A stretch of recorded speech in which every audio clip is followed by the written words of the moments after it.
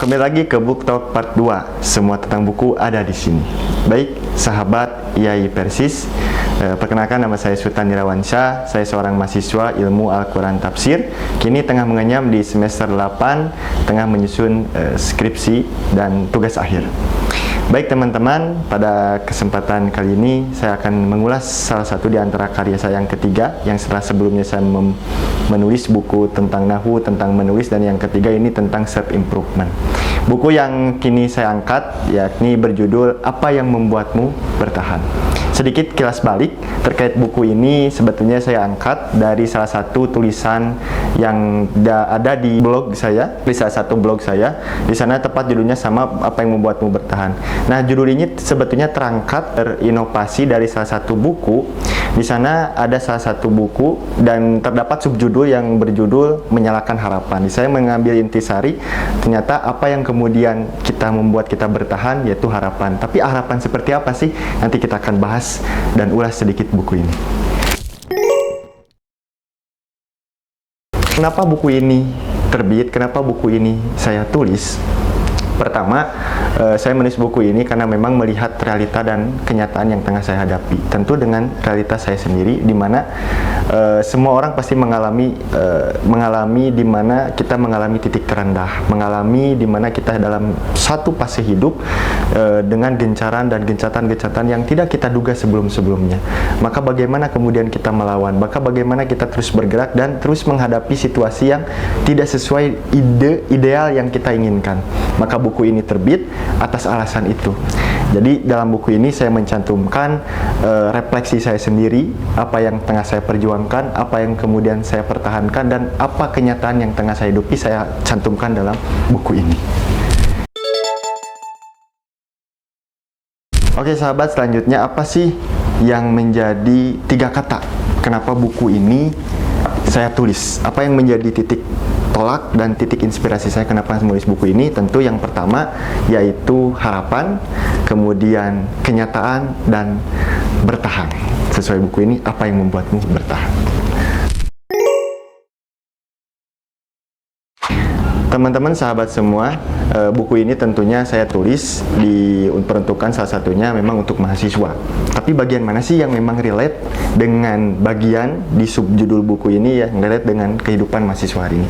Tentunya yang paling relate yaitu di judul yang pertama, yaitu terkait sesuai dengan judul buku ini, Apa Yang Membuatmu Bertahan. Tentu kenapa buku ini subjudul yang Apa Yang Membuatmu Bertahan di bagian pertama ini relate dengan kehidupan mahasiswa, dengan apa yang tengah dialami mahasiswa, karena memang saya merefleksikan semua apa yang saya alami sebagai mahasiswa. Tentunya saya cantumkan di bagian pertama awal, Apa Yang Membuatmu Bertahan. Sahabat, tentunya salah satu di antara yang dihadapi mahasiswa hari ini adalah mereka tengah mengalami yang namanya quarter life crisis atau krisis perempat abad, yang biasanya dialami oleh mahasiswa-mahasiswa yang sedang berada di usia 20 tahun. Tentu masa quarter life crisis adalah masa di mana kita menentukan hal-hal yang esensial dalam hidup, hal-hal yang sangat krusial dalam hidup. Apabila kemudian hal yang krusial itu tidak mampu kemudian kita bisa jawab, maka pada akhirnya tidak sedikit kita menghadapi gejala-gejala depresi, stres, karena kita tidak mampu untuk melewati masa transisi atau masa quarter life crisis itu sendiri. Nah, teman-teman, tentu buku ini mengangkat itu salah satunya. Nah, salah satu di antaranya saya menemukan penelitian seorang psikolog di United States. Salah satu di antara 4 poin, salah satu di antaranya ya unsur yang menjadi quarter life crisis adalah dia merasa putus harapan, tidak memiliki semangat hidup, dan mungkin dia ada selalu pada titik-titik terendah dalam hidupnya. Nah, makanya di sini saya mengulas semua itu. Salah satunya judul yang relate dengan quarter life crisis ada subjudul yang berjudul Titik Terendah. Itu sangat relate untuk teman-teman semua, untuk sahabat semua. Boleh teman atau sahabat semua temukan jawabannya, dan buku ini akan menemani teman-teman dan sahabat semua dalam menghadapi proses quarter life crisis.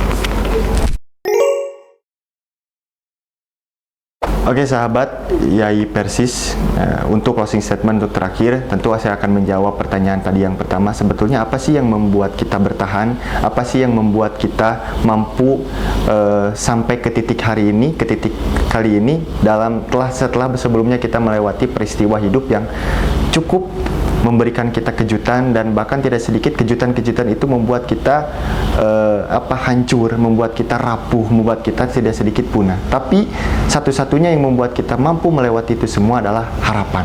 Tapi harapan seperti apa sih teman-teman yang membuat kita mampu melewati semua rintangan dan tantangan hidup ini?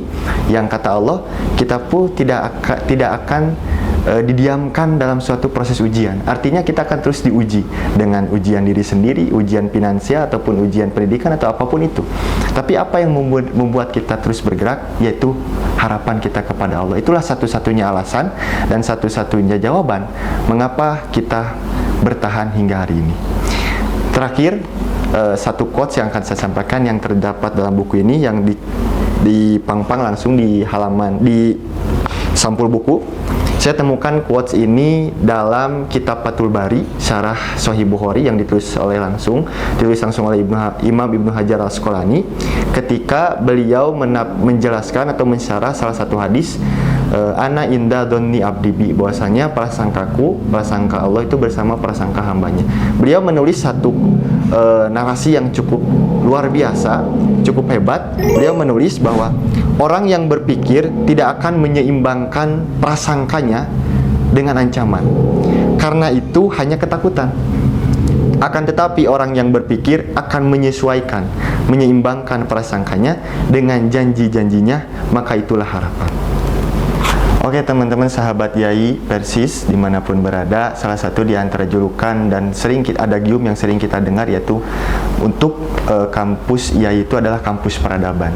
Kalau kita mau kemudian cermati kata peradaban itu sendiri, salah satu di antara hal yang sangat krusial, hal yang sangat fundamental dalam membangun suatu proses peradaban adalah literasi.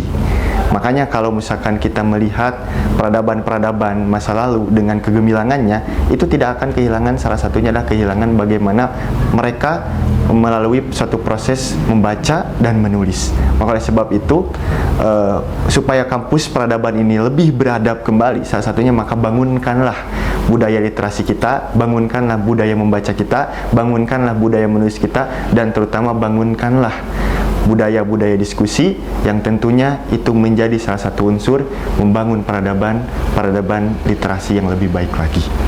Oleh sebab itu, tunggu literasi book talk selanjutnya.